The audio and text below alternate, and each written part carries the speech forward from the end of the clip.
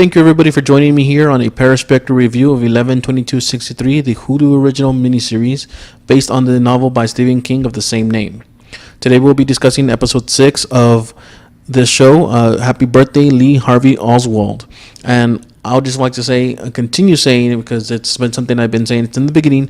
This is a great series, and I can't stop recommending it to my family, my friends, and anybody I know who is contemplating getting Hulu. I go ahead and tell them it's worth the price to be able to watch the show.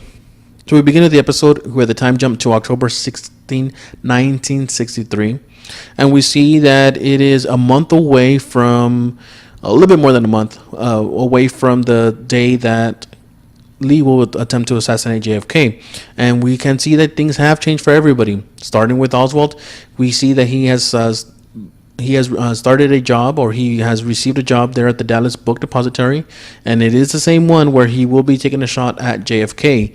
And in the series, he will be attempting to assassinate JFK with Jake trying to stop him. We do see that there is a FBI agent outside who seems to be keeping track of him for a while now. He knows that he was out of the country. He knows about Marina and Lee, and he even knows that Marina is no longer living with Lee, which we actually get a scene where Lee goes to visit Marina at a friend's house, and she's pregnant with a second child. Things with Jake and Bill haven't really gotten any better since they both were unable to figure out who was going to be attempting to assassinate General Walker. Bill doesn't really like that Jake is spending all his time in Jodi with Sadie, leaving him to do pretty much everything in Dallas. Bill really has, and this is where I'm getting to dislike Bill more and more. I mean, I've started to dislike him from the beginning, although I did like his introduction into the show, because it would allow Jake to get information that he wouldn't be able to do if he was going back and forth from Jodi to Dallas. And like I said before, the stuff and the information, or at least the things he does in Jodi, is very important to the story, because it leads to what is Jake going to do if he's going to risk everything to continue with the mission. So Bill, in the meantime, has been actually getting to know Lee Harvey Oswald and Marina more and more, getting intertwined with their lives. And he's actually even trying to put some doubt in Jake's mind as to if Lee will be the one who attempts to kill JFK. And he even asks him, what if that whole butterfly effect thing you were talking about is true, and just you being here in the past will allow, or will keep him from trying to kill JFK. Jake does go ahead and point out that there's no way that could happen, since he nor Bill have interacted with Lee. And well, of course, we already know Bill has been at least interacting with Marina, and at least at one occasion has interacted with Lee. But we later see in this episode that Bill has done more than that, even becoming a best friend of sorts with Lee Harvey Oswald. So in Jodi, we see that Jake and Sadie's relationship has been better since Jake has decided to tell her the truth. In the last episode, I had said that it was a little odd that Sadie was able to just pretty much be okay with Jake being from the future, and at the same time I was like, well, maybe she recognizes that he is actually telling the truth, because she loves him and she feels that he is finally telling her the truth based on everything he had told her being a lie. So her love for him has actually allowed her to believe his story pretty easily, and she's actually asking about information about the future, and Jake say something about everybody's be taking their phone, walking around with their phones everywhere they go. Now, in October of 63, we see Sadie is still recovering from her scars that she received from Johnny, and she is going to be having one more operation to the next day, to which Jake is paying for all this. And I'm pretty sure that this is not a cheap time for surgery, especially for plastic surgery. And Jake has been paying for all this through gambling, and he's not only just making small bets here and there, he's actually paying or making bets different locations, the same bets for the different locations, and making his money that way. I guess he's trying to avoid what happened in Lisbon, where he made a big bet and the people were not so happy with that. They lost all that money. So this is where Jake decides to go to Dallas and be with Bill to see what's going on with the Oswalds. And when he gets there, Bill is not home. Jake does not really know where he's at. So he decides he's going to go ahead and take a listen and to see what's going on upstairs. And while he's listening upstairs, he actually hears Bill upstairs, and he realizes they're having a party. So Jake goes up to see what the hell's going on. And Bill is taking shots with Lee, and we can see that the relationship between Bill and Lee has gone to the point where, like I said before, they are pretty much best friends now, or at least really really close, and to the point where Lee's friends and Lee's family knows him, and they kind of welcome Jake in just because he is Bill's brother. Jake tries to tell him it's not a good idea for being up there because when they start messing with the past is going to push back. And when he tries to tell Bill that it's time to leave, they actually knock over the lamp that Jake had placed there to bug the apartment, revealing the bug to Lee. And this is where we see Lee go off the rails again. Lee is now more and more, in his mind at least, he is convinced that the FBI is trying to follow him or trying to do something. I'm not sure if he thinks that they're trying to set him up for something or trying to just to capture him and doing something. But I do not want to see this being the reason why Lee starts to go after JFK. I would prefer it to just be a side note, because I don't want Jake's involvement in the past to be the reason why JFK gets killed in the first place.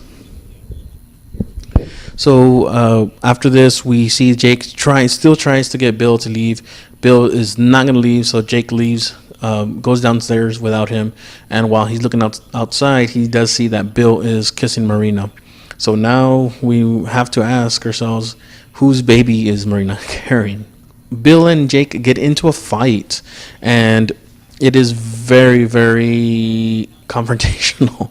Bill is upset. He doesn't understand why Jake is able to have a life and have a love life in the past with Sadie, when he can't have one, or at least a relationship with friends or whatever with the Oswalds. And it gets to the point where Jake gets a gun pulled on him by Bill, and Bill tells him, get the F out of here. It is my place. F you, F your mission, F JK. So Jake leaves, and when he's telling Sadie about this, he really says there's not a lot of time to worry about it. Time is short. It's only a little bit more than a month. And of course, Sadie's surgery is going to come up already. So there's no time for Jake to even worry about that. We do go ahead and go to the day of the surgery for Sadie, and while everything's getting prepared and Sadie gets taken into the room, Jake sees a yellow carded man on the other side of the doors of the surgical area. We see Jake flip out, trying to get to Sadie, trying to stop the surgery, with Deke just trying to freaking out, just not knowing exactly what's going on.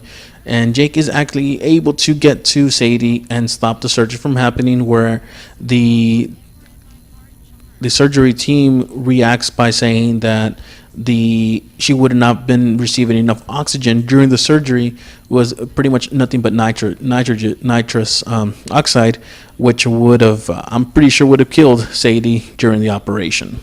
So it's a good thing that Jake saw the yellow carded man.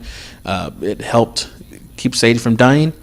So back home, Sadie actually starts to ask Jake if she's getting in his way, and Jake says no, but everything's pointing to the yes, that he is spending so much time with her that his mission is getting pushed to the side, and she really does not want to get in the way of that mission.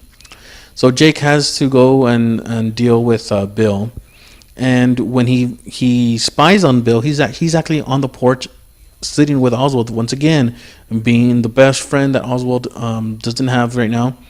They're sitting on the porch, they're just talking and playing with Oswald's gun. And the way that Bill's handling that rifle makes Jake think about the second shooter.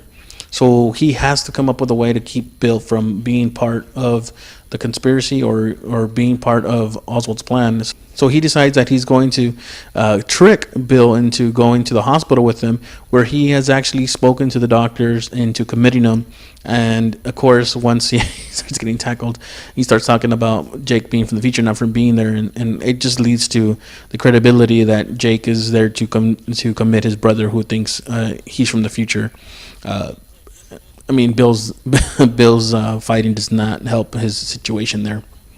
And we then see Jake has decided to confront George and Marshall, and he learns that Oswald will be acting alone, and that George was not part of, or will not be part of, any type of conspiracy to kill JFK.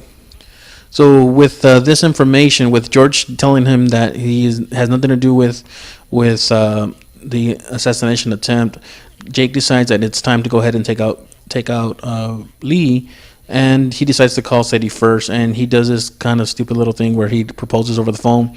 And come on, that's not how you do it. Although she seems receptive, and when he's hanging up and he's about to go back to Jodi, he is attacked by the people he's been placing the bets with, because apparently, even though Jake has been placing the bets all over town, this guy owns or runs all the betting locations in the city.